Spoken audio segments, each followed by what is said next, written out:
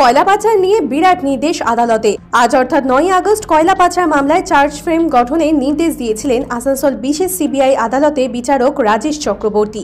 আজ সেই নির্দেশ মতো শুক্রবার কয়লা পাচার মামলায় মূল অভিযুক্ত অনুপ মাঝি ওরফে লালা সহ অন্যান্য অভিযুক্তরা আসানসোল বিশেষ সিবিআই আদালতে হাজিরা দেন। যদিও এই মামলার শুনানি এদিন হয়নি, তবে কয়লা পাচার মামলায় চার্জশিটের কপি দেওয়া হয় অভিযুক্তদের। জানা গেছে আগামী 7 সেপ্টেম্বর এই মামলার চার্জ ফ্রেম গঠনের দিন ধার্য করা হয়েছে।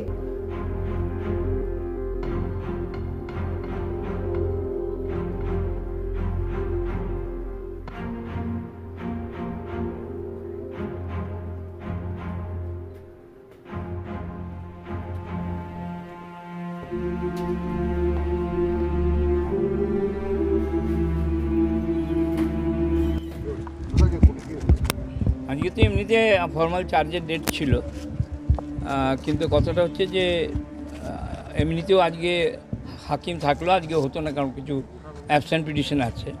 আজকে হাকিম ছিল না, সুতরাং নতুন ডেট হয়েছে। সোমনাথ বাকিটা বলে দেবে। বাকিটা আর কিছু না, ওই অ্যাকিউজডের কপি সেগুলো আজকে সাপ্লাই হলো। আমার 7-9 ডেট ফিক্স হলো। আজ কোনো শুনানি হয়নি? না, আজকে ফার্দার কোনো শুনানি হয়নি। আজকে আইনজীবীদের কোনো কর্মবিরতি বা কিছু? তার সঙ্গে এটার কোনো সম্পর্ক নেই। মানে আজ বিচারক কর্মবিরতি বলে কোনো কিছু নেই, তবে কন্ডোলেন্স একটা আছে, একটা সেকশন অফ দি লয়ার সেটা করবে। গোয়াজু লাইক যদি যান যেতে পারেন, না গেলেও না যেতে পারেন, এরকম।